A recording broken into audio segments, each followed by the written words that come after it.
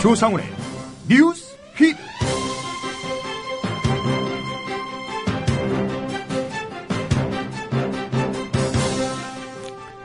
네, 2013년의 마지막 날입니다.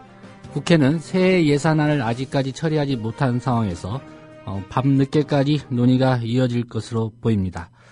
어제 철도 노조가 파업을 접으면서 국회 내에서 철도산업 발전 소위를 설치해서 이 문제를 논의하기로 했는데요.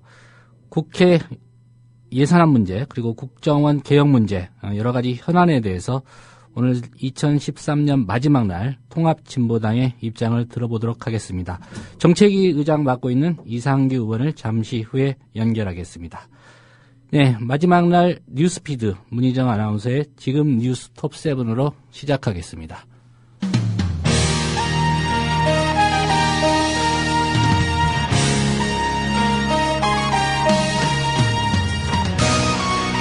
지금 시간 뉴스톱7입니다. 여야는 오늘 국정원 직원의 정치 관여 시 형량을 상향 조정하고 내부 고발 직원 보호 등의 내용을 담은 국정원 개혁안에 합의했습니다.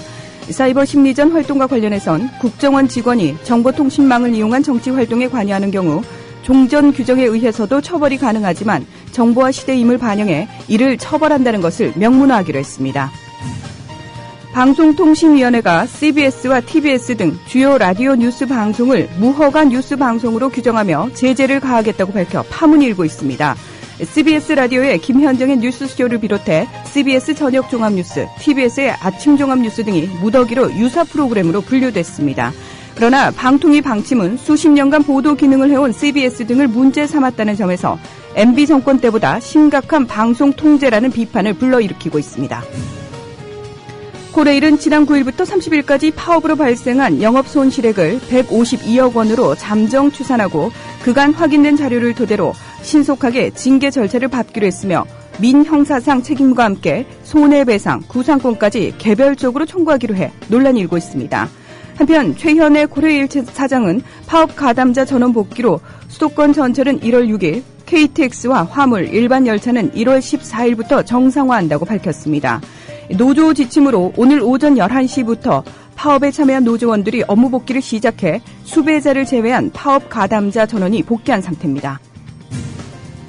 국토교통부가 KTX 기관사 가운데 코레일 외부 출신을 늘리기 위해 기관사 교육기관을 코레일 한 곳에서 여러 곳으로 확대하는 방안을 검토할 계획이라고 밝혔습니다. 기관사 간의 결속을 약화게 해 앞으로 또 있을지 모를 전국 철도 노동조합 파업의 영향력을 최소화하려는 보관으로 풀이됩니다. 국정원 대선 개입 수사를 놓고 윤석열 여주지청장과 정면 충돌했던 이진한 서울중앙지검 2차장 검사가 술자리에서 여기자들에게 부적절한 행동을 한 사실이 뒤늦게 알려져 야당 의원들이 사퇴를 촉구하는 등 파문이 일고 있습니다. 오늘자 오마이뉴스에 따르면 이 차장 검사는 지난 26일 밤 서초구 반포동의 한 식당에서 20여 명의 출입기자단과 송년회에서 술을 마신 상태에서 복수의 여기자들에게 부적절한 신체 접촉을 한 것으로 알려졌습니다. 지금 시각 뉴스톱7이었습니다.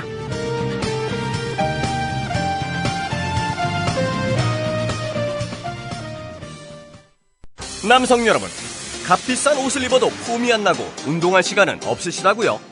늘어진 뱃살과 튀어나온 가슴살 때문에 고민이십니까? 입는 순간 경험하시게 될 서프라이즈! 바디뷰 프리미엄은 고가의 스포츠웨어에 쓰이는 아쿠아엑스 원사를 사용, 최첨단 공법으로 탁월한 보정력과 신축성, 가공할 흡수력을 겸비했습니다. 우와, 정말 신기해요. 늘어진 가슴이 근육처럼 탄탄해지고 올챙이 같았던 뱃살도 올라보게 들어간대요. 바디뷰 대단합니다.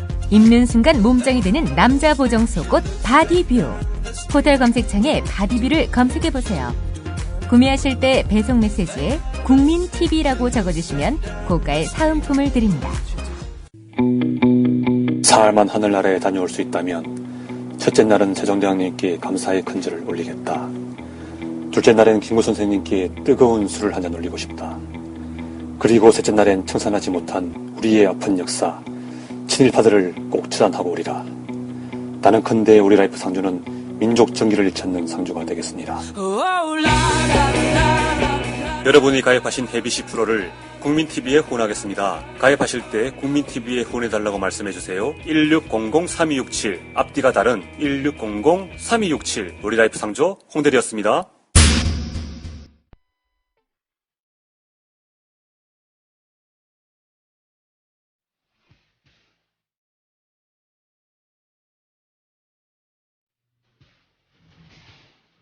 오늘 라면 앙케이트입니다.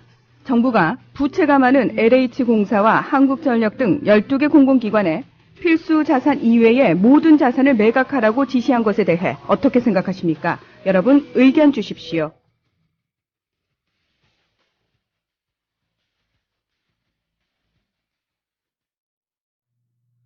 네, 경제 소식 살펴보겠습니다. 김광수 경제연구소의 길경식 이사십니다. 길 이사님 안녕하십니까?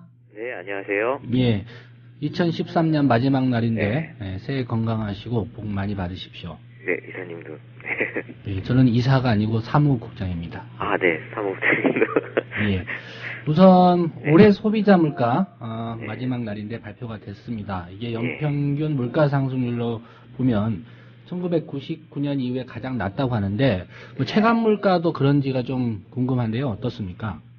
일단 오늘 그 통계청에서 발표한 12월의 소비자 물가 지수를 살펴보면 전월 대비로는 0.1%, 전년 동월 대비로는 1.1%씩 각각 상승했다고 발표를 했고요. 예.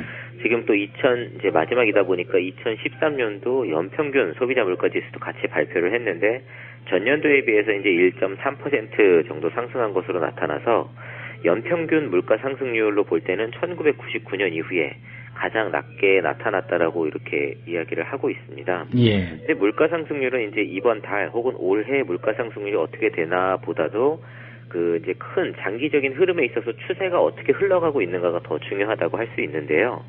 그래서 2014년도서부터 지금까지 이 소비자 물가 상승률의 이제 등락률 추이를 보게 되면 2008년도 전후를 고점으로 해서 이제 지속적으로 물가 상승률이 하락하는 모습을 보이고 있습니다.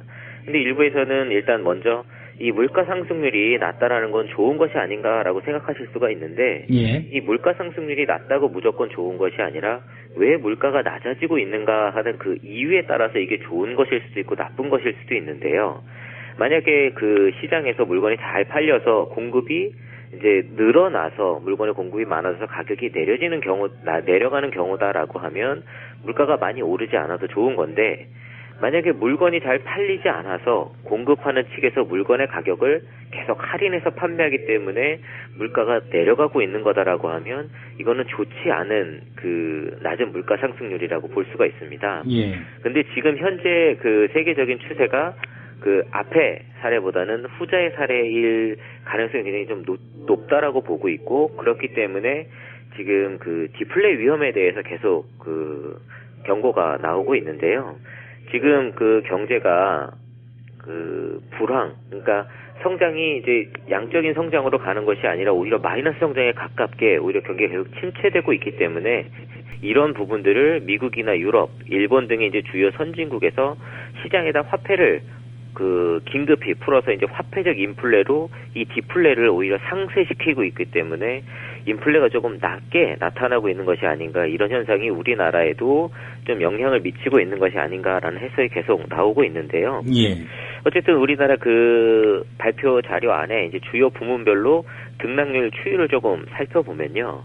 이 식료품이나 비주류 음료, 음식, 숙박, 교통 등은 그 물가 상승률이 지속적으로 하락하는 모습을 보이고 있는 반면에 주택이나 수도, 전기, 연료 부문은 2011년도 이후로 이제 매년 전년 동월 대비로 한 3.5%에서 6%대로 계속 높은 상승률을 보이고 있습니다. 그러니까 다 떨어지고 있는데 주택이나 수도, 전기 실제로 이제 서민들 지출에서 굉장히 큰 비중을 차지하고 있고 국민들이 이제 체감으로 느끼는 부분에는 3.5에서 6%의 좀 높은 상승률을 지속적으로 보이고 있고요. 예. 이거를 또 품목 성질률로 그 구분해 놓은 것을 살펴보면 농축수산물이나 이제 공업 제품, 공산품 같은 경우에는 급격히 좀 하락하는 모습을 보이고 있고 특히 이제 농축수산물 같은 경우에는 올해에는 마이너스 4%까지 이제 떨어지는 모습을 좀 보여서 농민들이 많이 좀 어려운 때를 보냈었고 서비스업 같은 경우도 2011년도에 한 1% 이상 급격히 이제 그 상승률이 떨어졌다가 한 1%대 상승률을 계속 보이고 있습니다.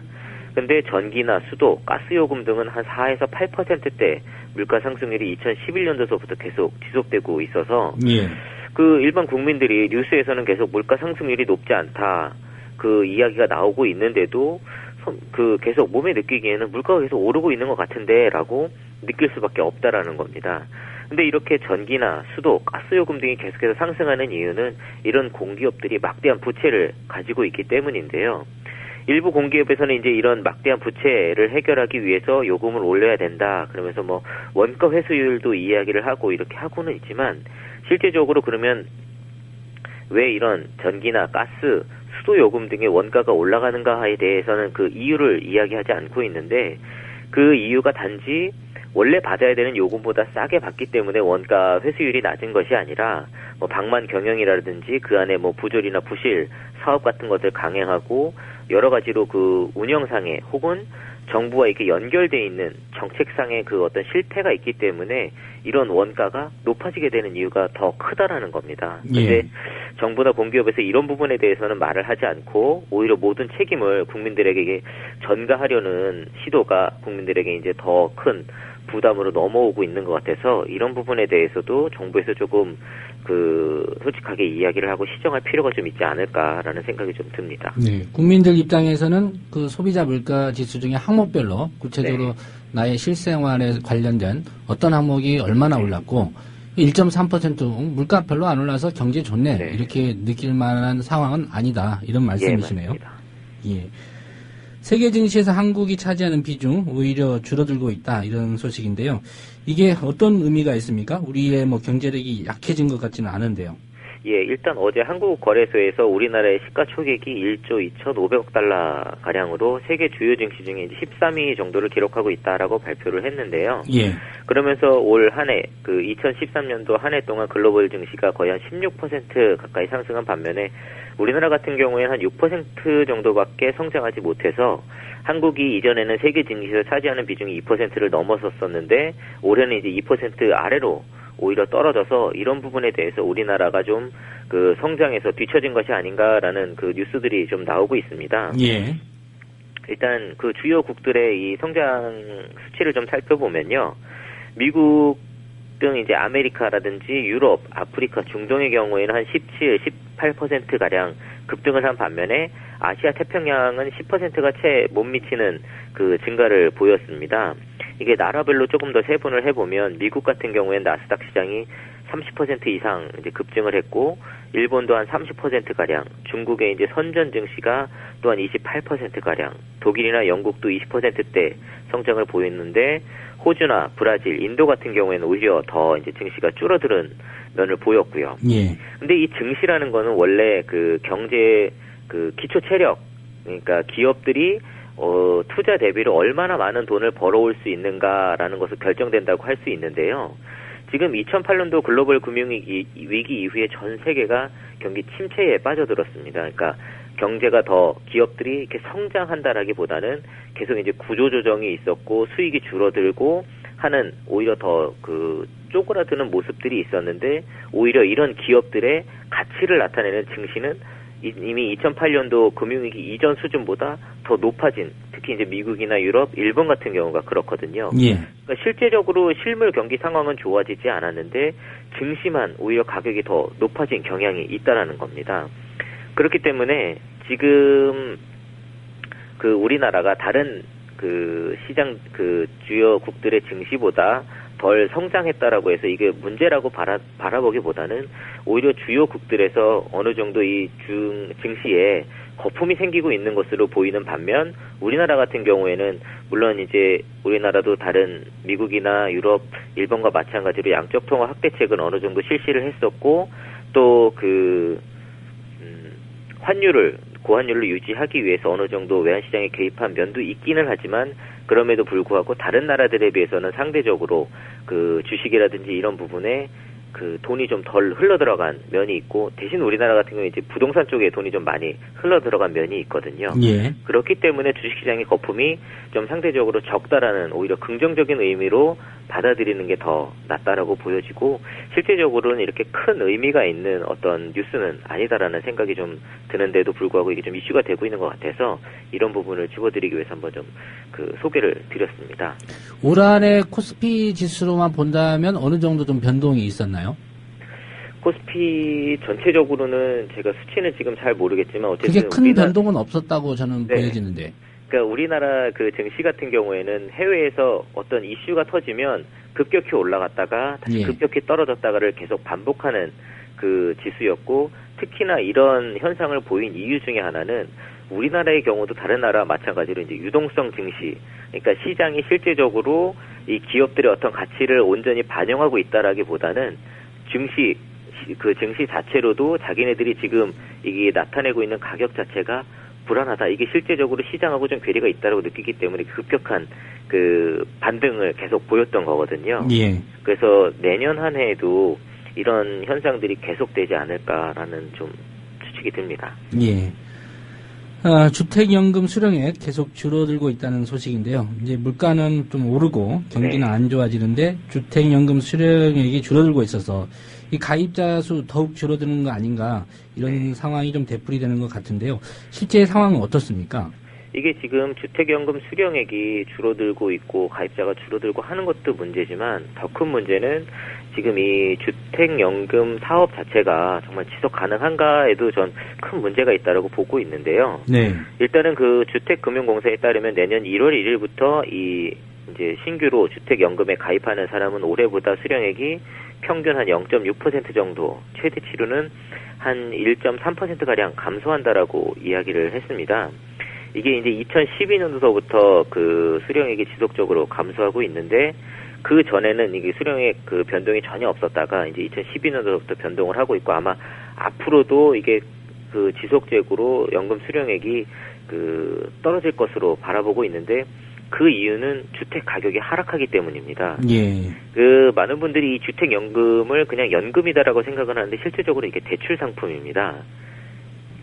그 60세 이상의 그 1가구 1주택을 가지고 있는 분들이 자신이 가지고 있는 집을 주택금융공사가 이제 보증을 서고 그 은행권에다가 그 대출을 해주게 하는 것하고 똑같습니다. 대신 이 대출을 일시금으로 주는 것이 아니라 그 매월 일정 금액으로 나누어서 이렇게 주도록 하고, 대신 그 만약에 뭐 대출을 한 1억 원 정도 받았다라고 하면 이게 일정 기간 뭐 10년이고 20년이 지나면 그 대출 받은 금액이 다 소멸되게 되는데, 그 이후에도 이제 주택금융공사에서 그 나머지 금액을 모두 다 그냥 그대로 예전에 주던 그대로 줄 수 있도록 그 공적인 어떤 보증을 지원을 해주겠다라는 거거든요. 예. 그래서 이게 온전히 연금이라고 보기도 좀 힘들고, 그냥 이게 단순히 대출 상품이다라고도 보기 힘들지만 어쨌든 기본적으로는 이게 대출 상품이라는 겁니다.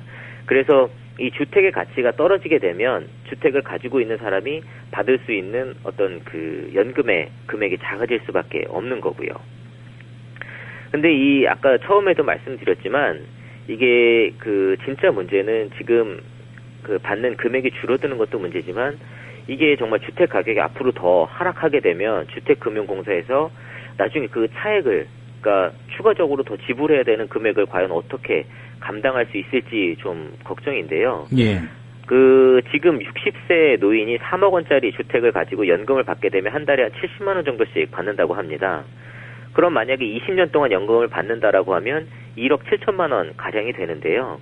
그러면 20년 후에 과연 이 현재 3억 원짜리 아파트의 가격이 20년 후에도 3억 원으로 혹은 그 이상으로 올라갈 수 있느냐라는 거죠. 아무래도 이게 감가상각이라든지 여러 가지 현재 상황을 그 봤을 때는 아파트의 가격이 1억 7천만 원 이하로 떨어질 가능성이 훨씬 더 높다라고 보여지고, 보통 재건축 아파트 그 기간을 한 30년에서 40년으로 잡게 되는데, 이게 20년 이상 지나게 되면 아파트 가격이 너무 낡아져 버려서 그 이하로도 가격이 훨씬 더 떨어질 가능성이 굉장히 높다라는 겁니다. 예. 더군다나 가격이 전혀 떨어지지 않는다라고 해도 지금 이제 100세 시대 이야기가 나오지 않습니까?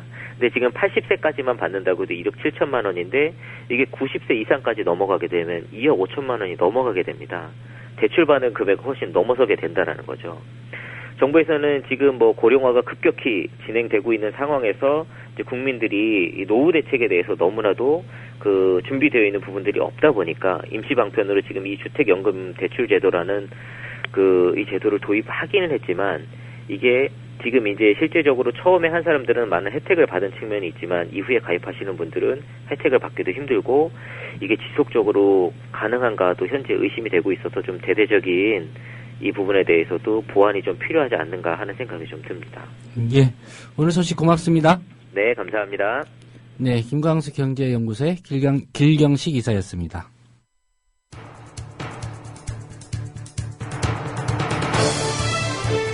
지금 여러분께서는 조상훈 기자가 진행하는 국민 TV 라디오 시사 프로그램 조상훈의 뉴스피드와 함께하고 계십니다.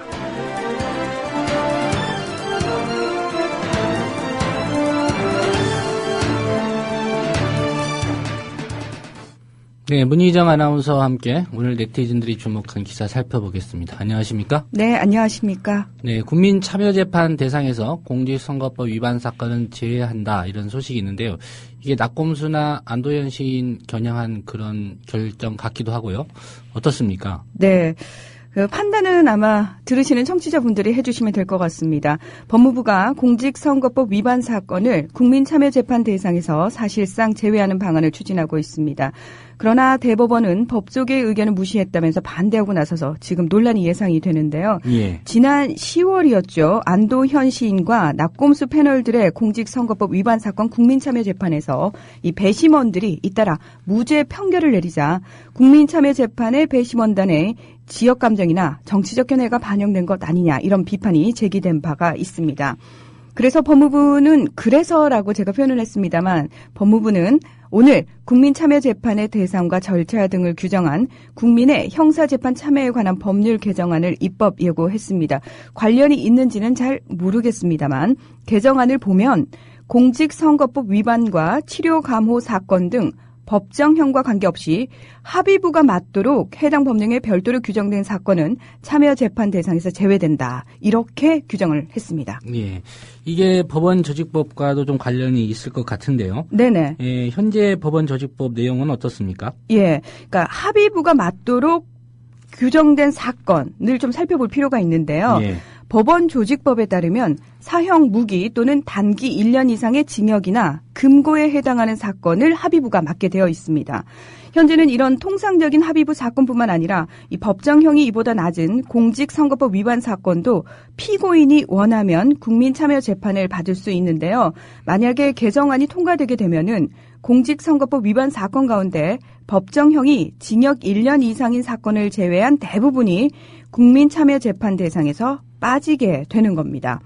이 공직선거법의 여러 죄목 가운데 법정형이 징역 1년 이상인 사건은 당선인 매수 및 이해 유도죄와 군인에 의한 선거 자유 방해죄, 투표 위조죄 정도를 들 수가 있습니다. 안도현 시인과 주진우 시사인 기자 등에게 적용됐다가 배심원단이 무죄 판결을 내린 허위사실 공표죄와 후보자 비방죄 등은 모두 국민참여재판 대상이 될 수 없게 됩니다.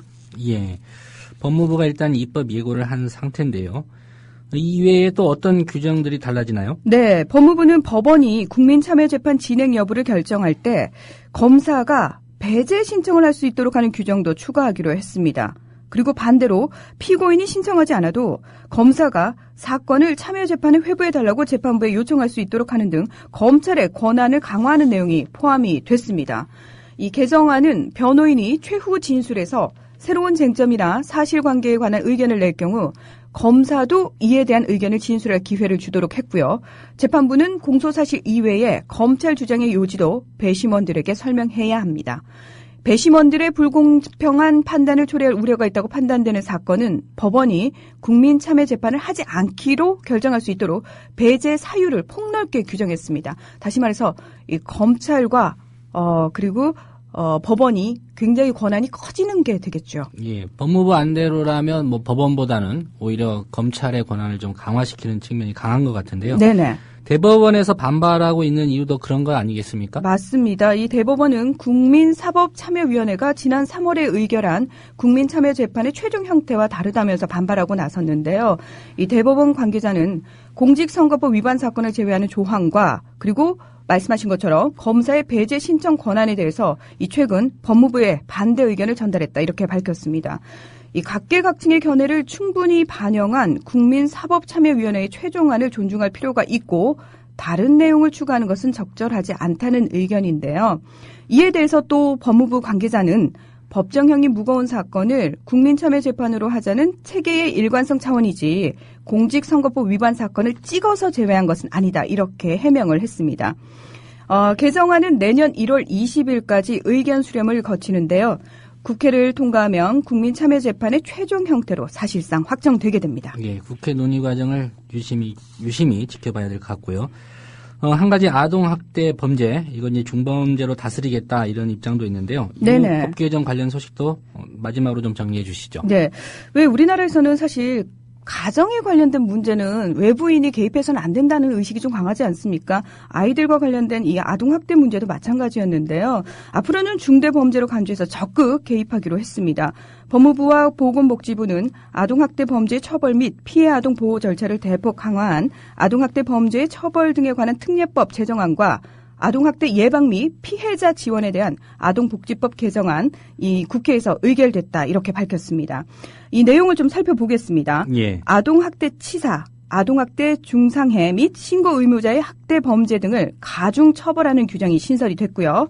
아동학대 치사죄의 경우 5년 이상의 징역 또는 무기징역까지 처벌이 가능해집니다. 이 별도의 감경 사유가 없으면 법원의 재량에 의한 집행유예도 불가능하도록 못을 박았습니다. 그리고 아동학대 중상해 가해자 및 상습학대범이 친권자인 경우는 검사는 반드시 법원에 친권 상실을 청구해야 합니다. 그리고 한 가지만 더 말씀을 드리면요. 예. 아동학대를 알게 된 경우 외에 의심이 있는 경우에도 신고를 해야 합니다. 만약에 신고하지 않으면 500만 원 이하의 과태료를 물게 됩니다. 다시 말해서 아동학대를 가까이서 목격할 수 있는 사람들에게 그동안은 신고 의무가 없었지만 이제는 신고 의무를 부여하는 겁니다. 예. 아마도 올 한 해 특히 이제 계모 등에 의한 그 아동학대 그리고 이제 그 어린 목숨이 사망에 이르는 그런 사고가 좀 많았기 때문에 법 개정이 이루어졌지 않나 싶습니다. 네. 네, 고맙습니다. 고맙습니다.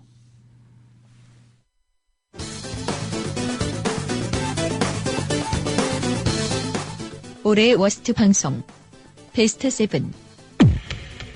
7위 비 오는 날에는 소세지 빵이 잘 팔린다는 MBC 보도. 빵집에서는 오늘처럼 비 오는 날에는 소시지빵과 피자빵이 잘 팔린다고 합니다. 소시지빵 다 판매되었습니다. 추가 생산. 진열한 지 얼마 안 돼 빵 한 판이 금세 동납니다. 비가 오고 쌀쌀해진 날씨에 기름지고 따뜻한 빵을 찾는 손님이 늘면서 피자빵과 소시지빵이 15% 정도 더 팔렸습니다. 6위 북한 김정은의 짙어진 눈썹. 역시 MBC 보도. 그런데 어제 김정은의 모습에서 이상한 점이 보였습니다. 짧아지고 색깔도 짙어진 눈썹인데요. 이미지 전문가들은 마음이 불안하면 눈썹 끝이 올라가는데 이를 감추려는 김정은 나름의 이미지 전략이라는 분석을 내놨습니다. 5위 아스팔트 위에 올려 구워진 베이컨. 이번에도 MBC 보도. 남부지방 폭염이 계속되는 가운데 한낮의 기온이 38도까지 치솟은 울산의 한 도로. 베이컨을 아스팔트 위에 놓아봤더니 30분 만에 노릇하게 익었습니다. 고기가 익을 정도의 기록적인 폭염이 남부지방에 연일 계속되면서 4위 알통이 굵으면 보수. 또 MBC 보도. 미국과 덴마크의 연구팀이 소득이나 가정 환경이 다양한 미국, 아르헨티나, 덴마크 등 3개국 1,500여 명에게 부의 재분배에 대한 평소 신념을 물었더니 알통이 굵은 남자들 다수가 자신의 경제적 형편에 유리한 이념을 선택한 반면 알통이 가는 남자들 다수는 자신의 이익을 대변하는데 소극적이었습니다. 3위 김재현 미니스커트 성희롱 발언. 이번엔 채널A 방송. 오, 김재현 씨. 각마다 하나씩 저것 좀 밑에가 미니스커트예요. 네. 제 생각에는. 네. 굉장히 짧은 치마를 몸매에 자신이 있으시니까 또 젊으시고 또 외모에 자신이 있으시니까 그런데 국회의원이 또 너무 미니스커트. 이 양반도 김재현 씨 남편도 이거 완전히 종북이거든요. 종북으로 징역 산 사람이에요. 이거 길게 얘기할 시간 없으니까 김일성 찬양하고 이런 사람이에요, 남편이. 남편의 사랑에 빠져서 나는 중북 세력으로 넘어갔다고 봐요, 김재현. 2위 이번에도 이봉규 씨 망발. 철도노조원의 삼보일배를 황소개구리의 비유. TV 조선 방송. 삼보일배 하는 건가? 황소개구리가요. 이거 개구리 모양으로 하셨네, 또 이분들.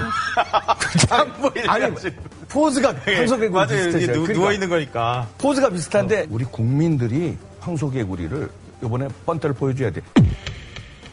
그렇다면 1위는 광주 민주화 운동에 대한 북한군의 이 개입, 게릴라 개입 부분에 대해서 확실하게 저희들이 규명을 하는 작업을 5.18 광주사태는 지금 한국에서 생각하는 것처럼 좌우의 논리도 아니고 뭐 보수 진보의 논리도 아닙니다. 이거는 북한 특수부대가 광주에 대거 침투해서 1개 대대가 들어왔습니다. 정확히. 역시 TV조선의 북한군의 5.18 개입설. TV조선은 굴욕적인 사과 방송을 내보내고 임 씨의 주장은 객관적 근거가 없다는 결론이 내려진 바 있습니다.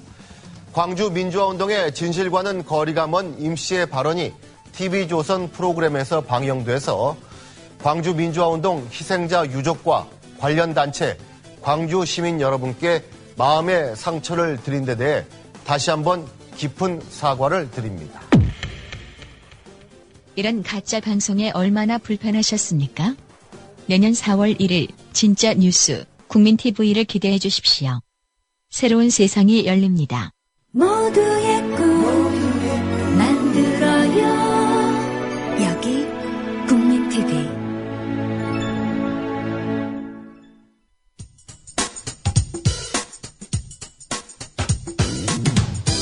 조상훈 기자의 예리한 눈으로 바라본 세상. 공정한 뉴스는 여기서 시작합니다. 국민TV 라디오 조상훈의 뉴스피드. 네, 여야가 철도산업발전소위원회를 국회에 구성하기로 합의하면서 사상 최장기 철도노조 파업이 어제 마무리됐습니다. 급하게 위원회가 구성됐습니다만 여전히 국민들의 시선, 과연 정부 여당이 어느 정도의 진정성을 보여줄 것인가 의구심을 떨치지 못하고 있는 상황인데요. 더불어서 협상 파트너였죠. 민주당에 대한 불신의 목소리도 다시 제기되고 있는 상황입니다. 야권의 한 축을 담당하고 있는 통합진보당의 입장은 어떤지 정책위 의장 맡고 있는 이상규 의원 연결해서 얘기 나눠보겠습니다. 이 의원님 안녕하십니까? 예, 안녕하세요. 이상규입니다. 예, 우선 지난번에 이제 단식 하시느라고 몸이 많이 상하셨는데 건강 회복하셨습니까? 아직 죽을 먹고 있긴 한데요. 예. 그나마 조금씩 회복되고 있고 많은 분들이 성원을 해주셔서 고마운 그런 마음입니다. 예, 이전보다 좀 목소리에 힘이 없으십니다. 예, 빨리 회복하겠습니다. 예. 우선 철도노조 파업이요. 그 통합진보당 처음부터 좀 함께 하셨는데 어제 전격적으로 뭐 노조 그리고 이제 민주당, 새누리당 간의 합의에 의해서 파업을 철회했고요. 국회 내에 이제 소위 구성까지 됐는데 이런 그 논의 과정 그리고 결론 뭐 옳다고 생각하시는지 진보당 입장부터 좀 듣겠습니다. 저희는 뭐 그 노동조합의 결단, 결정을 존중한다는 것이 이제 큰 가닥의 저희 좀 입장이고요. 이 고뇌 어린 결단이었다는 생각을 합니다. 한 뭐 세 가지 정도를 나눠볼 수 있는데 첫 번째는 우선 파국을 막았다는 데 의의가 있다. 예. 그러니까 정부와 노동조합이 민영화를 하느냐 마느냐, 자회사 설립이 맞냐 그렇지 않느냐를 놓고 그 사회적 갈등의 정점으로까지 올라갔는데 끝이 보이지 않는 이런 그 충돌에서 새로운 국면으로의 전환이라는 측면에서 의의가 있다고 생각을 하고요. 예. 두 번째는 그 정부의 일방적인 민영화 또는 밀어붙이기 이런 그 행보에 대해서 국민적인 반대가 확인된 이런 결과로 나온 것이다. 그러니까 정부 쪽에 일방적으로 손을 들어준 것이 아니라고 하는 점에서 그간 그 철도 파업에 대해서 국민들의 싸늘한 이런 감정이 이번에 상당히 없어지고 전폭적인 지지가 이어진 것 안녕하십니까라고 하는 그 대자보가 이 전 국민의 이런 어떤 물결로 이어진 점 등등을 좀 생각해 볼 수 있겠죠. 예. 그리고 세 번째는 상당히 어려운 상황에서 노동조합이 사회적 역할이라고 하는 것을 충분히 인식하고 반영한 그런 대승적인 결단이었다는 생각을 합니다. 예. 물론 여기에는 이제 정치권, 여야의 역할도 있었지만 이런 그 노동조합이 이 사회적 역할이라고 하는 측면에서의 결심을 한 이런 측면 역시 좀 높이 사야 되는 것이 아닌가 이렇게 세 가지 측면에서의 의의를 좀 생각을 하고 있습니다. 예, 무엇보다도 이제 파업의 당사자인 노조가 동의했다고 하면 그 자체로 좀 존중을 해야 되지 않을까 이런 생각이 듭니다. 예, 그렇죠. 예. 다만 이제 국민들이나 뭐 시민사회단체에서는 과연 이게 정치권으로 넘어간 공이 제대로 그 철도 민영화 반대라든가 그리고 또 철도 산업 발전을 위해서 건설적인 합의나 정책 위반으로까지 가겠느냐 이런 의구심인 것 같습니다. 이 부분은 어떻게 정치권에서 좀 잘 할 수 있다고 보십니까? 글쎄 이제 그 부분에 대한 이제 아쉬움이 분명히 있는 건데요. 그 박근혜 정부가 수소발 KTX를 왜 민영화를 그 자회사를 설립하려고 했느냐? 예. 정부에서는 민영화가 아니라고 하지만 그 화물 노선이라거나 적자 노선을 민영화하려고 하는 그 내부 논의가 분명히 있었다고 하는 것이 확인이 됐고 이런 측면에서 민영화의 수소말기라고 하는 측면에 상당히 짙은 혐의를 갖고 있는 거거든요. 그런데 민영화 철회라고 하는 것을 못 박지 못했다고 하는 점에서는 분명히 아쉬운 점이 있고요. 예. 더구나 과정에서도 이것이 이제 노사 간의 자율적 합의라기보다는 정치권의 개입에 의해서 진행이 된 점, 과연 이거는 이제 좋은 면도 있지만 잘못하면은 그간 이제 그 사회 진영에서 항상 시민사회단체가 이야기했던 자율적 합의라고 하는 측면에서 좀 부정적으로 볼 수 있는 측면도 있습니다. 예. 그러긴 한데요. 근데 이런 것을 막기 위해서는 결국 이제 철도 산업 발전 소위가 그 항상 지금까지 새누리당이 한두 명씩 많게 소위를 구성한 데 비해서 이번에는 여야 동수로 구성을 했다는 점. 예. 그리고 그 국토위원회에서 이 그 철도 산업 발전에 대한 전반적인 논의를 지금까지 성숙시켜 왔다고 하는 점에서는 그 소위의 역할이 크긴 하지만 한번 해볼 만한 것이 아닌가. 지금보다 새롭게 그러니까 민영화 여부를 포함해서 모든 논의를 할 수 있다고 하는 점에서는 지금 야권이 국민적인 요구 그리고 철도 노조의 지금까지의 힘겨운 투쟁에 어떤 의미를 10분 잘 반영하고 발휘하는 것이 필요한 시점이다. 이렇게 보고 있습니다. 예, 정치권의 논의 과정을 좀 지켜볼 필요가 있다 이런 말씀이신 것 같고요. 네. 한 가지 이제 그 노동자들이나 철도 노조 입장에서 본다면 우려스러운 상황이 오늘 이제 최연의 코레일 사장의 그 담화문도 있었습니다만은 그 파업 철회 결정에도 불구하고 파업 노조원들에 대한 징계 절차라든가 또는 수배 상황 여전히 지금 유지되고 있거든요. 네. 이런 부분은 뭐 정치권에서 중재할 내용이 아니라고 보시는가요? 그러니까 만약에 이제 여야가 또는 노사 간에 그 새로운 요구를 더 들고 나오게 된다면, 예. 당연히 합의 자체가 성사되지 않았겠죠. 그런 면에서 이번 그 합의에 나선 새누리당과 민주당도 상당히 조심스럽고 곤혹스러운 이런 측면은 있었다고 봅니다. 예. 다만 정부 측에서 그리고 코레일 측에서 징계나 그 형사처벌 문제에 대한 강경 목소리를 내는 것은 노동조합이 민영화를 저지하겠다라고 얘기하는 것에 대한 대응일 수도 있고요. 예. 또는 노동조합에 대해서 향후에 현장에서의 무력화를 시도하려고 하는 그런 그 정권 내부의 강경파의 모습을 그대로 드러내고 반영한 것이다. 이렇게 생각할 수가 있습니다. 예. 따라서 얼마만큼 국민들이 지금부터 철도 노조를 지지해주고 현장에서 합리적으로 어떻게 잘 이 문제를 풀어가느냐 하는 것이 관건이 될 거라고 보고요. 예. 진보당은 전체 우리 사회의 양심 진영과 함께 이 부분에 대해서 예의주시하고 필요한 지원 활동을 좀 펼칠 그런 좀 생각인 거고요. 그러니까 무엇보다도 이게 최초의 대규모 그리고 조직적인 박근혜 정부에 대한 저항이 무너지지 않았다는 점, 예. 이것을 어떻게 살려나갈 것인가, 그것이 지금부터 그간 철도 파업을 지지해온 국민들이 함께 해야 될 몫이라고 봅니다. 예. 오늘 국회 사항에 대해서 좀 질문을 드리겠습니다. 지금 2013년 마지막 날인데요. 지금 의사 일정을 보니까 이제 법사위나 예결위 결론이 나야 본회의가 열려서 예산안 처리할 것 같고요.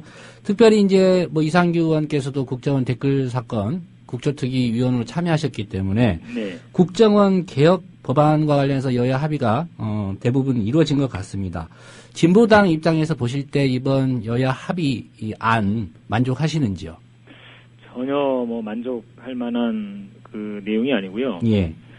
저희가 보기에는 이 국정원 개혁의 개짜도 꺼내지 못했다. 그러니까 기존 법에 있는 내용을 조금 손질하고 가다듬어서 명시한 정도에 불과하다고 봅니다. 이제 가장 중요한 게 국정원이 정치 개입을 해서는 안 된다라고 하는 것은 이미 현행 법에도 명시가 되어 있거든요. 예. 현행법에 의해서도 지금 보여준 활동은 전부 다 처벌 대상이 되는 겁니다. 정치 개입했고 선거 개입을 했고요. 근데 현행법에도 나와 있는데도 그렇게 불법 선거 개입을 했다? 그럼 이거를 막기 위해서 뭘 해야 되느냐? 국정원 측에서는 이 심리전을 계속 해야 된다. 이건 심리전의 일환이었다고 일관되게 주장을 했습니다. 예. 따라서 국내 정치 개입을 막으려면, 선거 개입을 막으려면 이 거대한 정보기관이 국내 활동 자체를 하지 못하게 할 때만 가능하다라고 하는 거고요. 세계적으로도 미국의 정보기관 CIA, 영국의 MI6 전부 다 수사권이 없습니다. 예. 이 수사권을 같이 갖고 있는 경우는 뭐 소련이라거나 이런 그 이제 비밀 경찰 이런 차원에서만 있었지 이게 이제 없는 경우거든요. 그래서 그 정보기관의 수사권까지 갖고 있을 때는 거대한 그런 그 인권 탄압 기회가 된다고 하는 것이 인류 역사의 어떤 경험입니다. 따라서 수사권 폐지 그리고 국내 정보 파트의 폐지 이런 것이 따르지 않는 기존 법을 좀 더 강화하는 정도, 처벌 조항을 강화하는 정도는 상당히 우려스러운 그런 내용입니다. 예, 국정원 개혁의 개짜도 꺼내지 못했다 한마디로 정리를 해주셨고요. 예, 그 특별히 올 한해 이제 통합진보당과 관련된 어떤 정치 상황이 많이 전개가 됐습니다. 네. 지금 헌재에 가 있지만 정당 해산 심판 청구권도 그렇고요. 뭐 이석기 의원 그 내란 뭐 혐의, 내란 음모 재판. 혐의해서 지금 재판도 진행 중인데요. 그 두 사건 관련해서 두 가지 사안 관련해서 뭐 소회라 그럴까요? 물론 이제 진행 상황에 대해서는 보도가 나오고 있습니다만 좀 간단히 정리를 해주시죠. 저희가 볼 때는 내란 음모 사건 때만 해도 야 이거 뭔가 우리가 비밀을 준 게 아닌가. 예. 이런 이제 주변의 목소리도 많았는데. 정당 해산 청구까지 되니까 이건 좀 아니다라고 하는 것이 훨씬 더 강해졌습니다. 돌이켜보면 지난 대선 때 통합진보당 대선 후보였던 이정희 대표가 박근혜 후보에게 그 면전에서 당신을 떨어뜨리기 위해서 나왔습니다라고 하는 이 발언에 대한 정치 보복 이 측면이 상당히 강한 것이 아닌가. 그 다음에 종북 몰이가 일정 정도 좀 사회적으로 뭐, 이렇게 먹혀 들어간다 그럴까요? 이런 그 상황 속에서 내년 지방선거를 앞두고 선거에 대한 전반적인 전략의 일환으로, 나온 것이다. 더 나아가서는 종북을 가지고 그 한국 사회의 그 야당 전체를 꽁꽁 얽어매 두려고 하고, 그 야권 연대 자체를 아예 하지 못하게 하려고 하는 이런 과정 속에서 내란 음모 사건 그리고 정당 해산 청구가 나왔다고 좀 보고 있고요. 예. 지금 재판이 내란 음모 사건은 뭐 20차례 이상 진행이 됐는데요. 국정원과 검찰에서 제시한 여러 가지 증거들, 뭐 녹취록 원본이 없다거나, 뭐 200군데 이상이 조작되었다거나, 그 다음에 그 국정원 제보자의 진술이 오락가락한다거나 이런 것들이 상당 정도 밝혀져서 내란 음모는 상당히 무리한 수사와 기소였다라고 하는 것이 현재 밝혀지고 있고요. 그리고 정당 해상 청구는 원래 정부 측에서는 11월 15일 그 국고보조금이 나오기 이전에 그 판결을 내려달라고 요청을 한 것인데 현재는 그거는 불가능하다. 처음에 접수할 때 600쪽, 나중에 증거자료 제출을 8,000쪽이나 했는데 이거를 일주일도 안 되는 사이에 어떻게 다 보고 결정을 할 수가 있느냐 하면서 최초 그 심판 준비기일을 12월 이달 24일 날 가졌습니다. 그리고 이제 다음 이제 1월 달에 두 번째 준비기일, 이거는 이제 가처분 공식 이렇게 공방을 벌이는 게 아니고 어떻게 공방을 벌일 것인가라고 하는 게임의 룰 같은 뭐 이런 걸 정하는 건데요. 따라서 헌재에 신중하게 결정하려고 하는 이런 모습은 그 정부의 일방적 강행을 좀 제지했다라고 하는 측면에서 의미가 있는 걸로 생각을 하고 있고요. 저희들은 어쨌든 그 법적인 대응을 이렇게 치밀하게 잘 할 뿐만이 아니라 좀 더 국민들과 함께 국민들의 눈높이에서 국민들이 이해할 수 있도록 저희들의 여러 가지 새로운 모습, 새로운 변화, 그리고 진정성 있는 그런 좀 접근을 해 나가려고 생각하고 있습니다. 예. 이 두 사건 보면은 그 정부 여당의 이른바 종북 프레임 이게 좀 먹히지 않았느냐. 왜냐하면 같은 야권 내에서도 통합진보당 하면 좀 멀리 해야 된다 이런 게 좀 작용했기 때문에요. 네. 말씀하셨지만 물론 이제 그 이석기원 재판 진행 상황 그리고 정당 해산 심판 이 진행 상황에 따라서 약간 여론이 변화된 건 같고요. 네. 한 해 마무리하시면서 새해에 통합진보당 어떻게 나가겠다 이 말씀만 좀 간단히 마지막으로 부탁드리겠습니다. 예, 제가 또 정치외교위원회 의장도 맡고 있어서 예. 지금 내년 선거, 지방선거에 대한 정책 공약 준비를 차근차근 해 나가고 있습니다. 그리고 이번에 논란이 됐던 진보적 민주주의라거나 민중주권이라거나 남과 북 그리고 동아시아 평화통일 구축이라거나 이런 문제에 대해서 보다 현실성 있고 생활 밀착형 국민들의 피부에 와닿는 이런 정책 개발을 위해서 더욱 노력을 하겠습니다. 이것을 통해서 통합진보당 여러 가지 사태에 대해서 국민들께서 갖고 있는 불편함 또는 국민들께서 갖고 있는 우려 지점을 해소를 하고 새로운 진보의 모습으로 다가가려고 하는 노력을 그런 쇄신과 혁신을 해 나갈 생각입니다. 국민 여러분께서 그간의 지지 거두지 마시고 더욱더 택시들과 함께 많은 관심을 보여주시길 부탁드리겠습니다.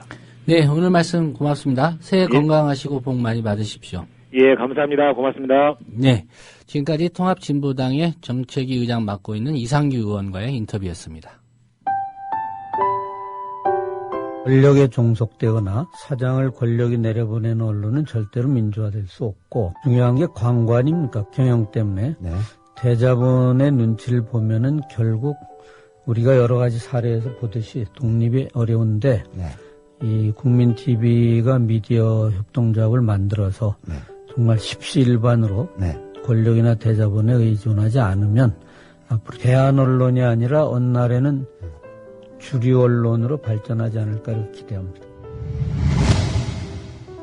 동아일보 해직 언론인의 모임인 동아자유언론투쟁위원회 김종철 위원장의 말입니다.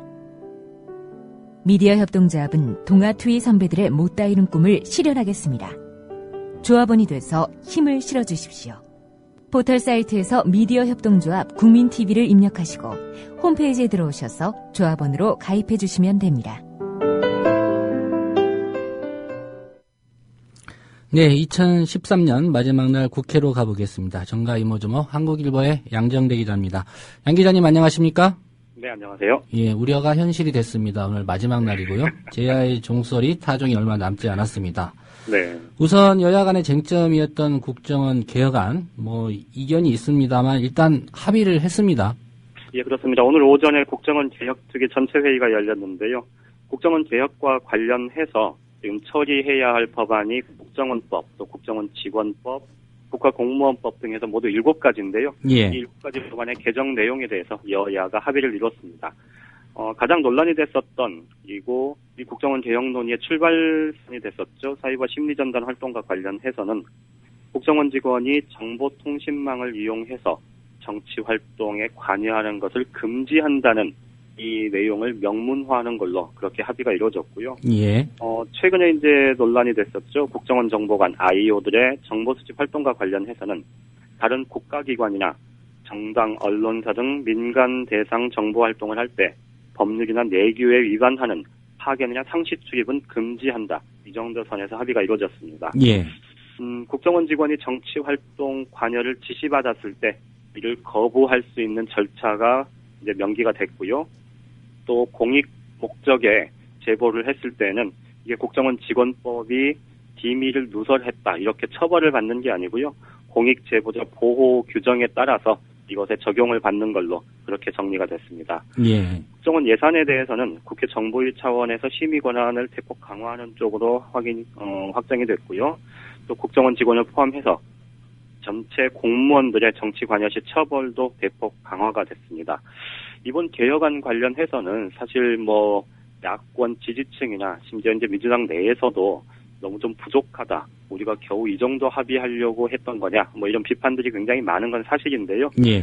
어쨌든 국가정보기관, 특히 이제 국가정보원에 대해서 그동안에 수차례 개혁 논의가 있었습니다만은 사실 제대로 된 특히 국회 차원에서 뭔가 이렇게 조치를 취하면서 개혁을 했던 바가 없었는데 어쨌든 이번에 국회가 처음으로 주도해서 뭐 아주 미비하긴 하지만 개혁 작업을 시작했다. 이런 점에서는 좀 의미가 있다. 이렇게 평가할 수 있을 것 같습니다. 예. 이제 2013년 5시간 남짓 좀 남았습니다. 네네. 새해 예산안 과연 오늘 안에 처리가 가능한지, 그리고 이제 주요 법안 처리도 지금 남아있는 상황인데, 제가 궁금해서 국회 의사과에 문의해 보니까 일단 예결위 법사위 논의가 돼야 본회의 일정이 잡힐 것 같다는데요. 그렇죠. 어떻게 예, 보십니까? 일단 오늘 12시 전에는 되기를 진심으로 바라고 있는데요. 예. 저 역시도 지금 될지 굉장히 궁금한 상황입니다. 어쨌든 지금 전반적으로 올스톱돼 있는 상태입니다. 이게 이제 여야 간의 쟁점들이 굉장히 막 많고 그래서가 아니고요. 예. 대부분의 쟁점들은 어쨌든 합의를 이뤄냈는데 외국인 투자 촉진법 많이들 들어보셨을 텐데요. 이 외국인 투자 촉진법 그동안에 박근혜 대통령이 기회 있을 때마다 우리나라 경제 활성화의 핵심적인 법안으로 수차례 거론을 했었죠, 직접. 예. 아마 일반 청취자분들도 많이들 알고 계실 텐데 이 법 때문에 사실상 모든 의사 일정이 지금 올스톱되어 있는 상태입니다. 앞서 말씀드렸듯이 국정원 개혁안은 여야가 합의를 해서 지금 이제 법사위로 넘어가 있는 상태고요. 법사위에서만 정리가 되면 이건 이제 바로 본회의에 회부가 될 수 있고요. 소득세법, 법인세법, 또 부동산 관련 세제 일부 이견이 있었습니다만 어쨌든 여야가 합의를 해놓은 상태고요. 이게 이제 기획재정위원회, 조세소위원회 여기서 합의가 돼서 기재위 전체 회의를 거치면 이것도 법사위에 넘어가면 되니까 절차만 일부 남아 있는 겁니다. 예. 그런데 이제 이 외국인 투자 촉진법 같은 경우에 민주당과 새누리당 모두 지금 여야가 지금 의총을 아까 오후 3시부터 시작해서 지금 현재는 끝난 상태고요. 아마 민주당 의총은 조만간에 다시 시작되는 모양인데요. 예. 이 외국인 투자 촉진법을 민주당이 수용을 할 건지 말 건지 이걸 두고 지금 민주당은 내부에서 굉장히 논란이 큰 상태고요. 새누리당에서는 외국인 투자 촉진법을 민주당이 받아들이지 않으면 그렇잖아도 지금 국정원 개혁안에 대해서 합의한 거에 대해서 굉장히 불만들이 많은 상황인데 우리 국정원 개혁안도 합의 못 해준다. 지금 이런 입장입니다. 그러니까 이 외국인 투자 촉진법 때문에 사실상 지금 모든 국회 의사일정이 올스톱되어 있는 상태고요. 예. 말씀드렸듯이 좀 전에 오후 6시가 좀 넘어서 양당 원내대표가 지금 다시 만나서 지금 협상을 하고 있는데요. 아직 협상 결과가 나오지는 않은 상태입니다. 예. 국민들 입장에서는 도대체 박근혜 대통령이 강조한다고 하지만 이 외국인 투자 촉진법 내용이 어떤 거길래 여야 간의 모든 일정을 올스톱시킬 그런 파급력이 있느냐 궁금해할 것 같은데요. 어떤 내용입니까? 예. 조금 복잡하긴 한데요. 우리 지금 지주회사 체제가 우리 대기업 사이에 지금 도입이 돼 있지 않습니까? 예. 이 지주회사의 손자회사, 그러니까 지주회사의 자회사가 있고요. 그 자회사의 또 자회사, 이 지주회사의 손자회사가 외국 기업과 합작으로 증손자 회사의 증손 형태의 신설 법인을 따로 만들 때, 그러니까 지주회사가 하나 있고요. 자회사, 손자회사, 그 밑에 또 하나의 회사를 만들 때 이 보유 지분을 현재는 100% 모두 갖도록 그렇게 돼 있는데요. 예. 외국 기업과 합작을 할 때는 50%로 이거를 대폭 낮추는 그게 이제 이 외국인 투자 촉진법의 핵심입니다.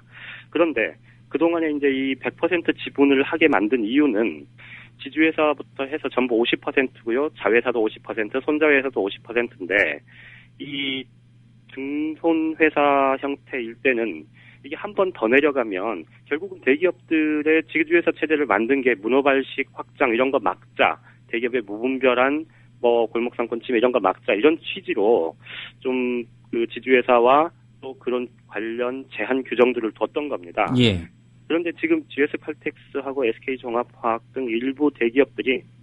일본 회사하고 지금 합작기업 설립을 추진하고 있는데 이거를 손자회사, 증손회사 형태로 지금 만들려고 한답니다. 예. 그러다 보니까 이제 이 규정에 지금 걸리는 건데요. 이것 때문에 지금 재계에서 굉장히 강력한 요구가 있는 상황인데요. 그러니까 정부 여당은 이거 재계 입장 들어주자는 주장이고요. 그렇죠. 민주당은 그럴 수 없다는 데서 지금 합의점을 못 찾고 있는 건가요? 예, 그렇습니다. 뭐 엄밀히 따지면 정부 여당에서는 경제 활성화도 가능하고 외자 유치도 되는 거고 세수 확보도 할 수 있으니 이건 반드시 필요한 법안이라 이렇게 얘기를 하지만 야권에서는 이게 결국은 몇몇 대기업들의 특혜 주는 법안 아니겠냐. 실제로 이거 일자리 창출 효과도 뭐 정부에서는 뭐 수만 명 정도 얘기를 하지만 예. 실제 연구 검토를 해보면 500에서 1000명 정도밖에 안 된다고 그러더라. 그러니 이거 일부 대기업에 특혜 주면서 이 경제정책의 근간을 흔드는 그런 식의 법안 처리가 필요하냐 뭐 이런 주장을 하고 있는 거고요. 예. 오늘 지금 이 법안 때문에 지금 여야의 협상 앞서 말씀드렸던 대로 지금 꽉 막혀 있는 그런 상태입니다. 예. 어쨌든 이 법안에 여야가 어느 정도 의견 접근을 보느냐가 또 새해 예산안 그리고 오늘 마지막 올해 의사 일정과 깊은 연관이 있겠군요. 예, 그렇습니다. 예. 지금 양정대 기자님 올해 한 해 국회 취재하시고 또 저희 리포트까지 해주시느라고 고생 많으셨고요. 새해 또 건강하십시오. 예, 고맙습니다. 근데 그동안에 뭐 이 시간이 사실 좀 마감 시간하고 겹쳐서 자세하게 상세하게 설명을 못 드리고 또 저도 건성건성한 측면이 좀 많아서 조금 반성하고 더 열심히 하도록 하겠습니다. 예, 청취자들은 잘 들었다는 반응입니다. 고맙습니다. 예, 고맙습니다. 예, 오늘 뉴스피드가 준비한 소식은 여기까지입니다. 2013년의 마지막 날인데요. 그동안 올 한 해 그렇게 능숙하지 못한 진행이었지만 애청해주신 조합원 여러분, 청취자 여러분께 문희정 아나운서 더불어 깊이 감사드립니다. 새해 복 많이 받으십시오.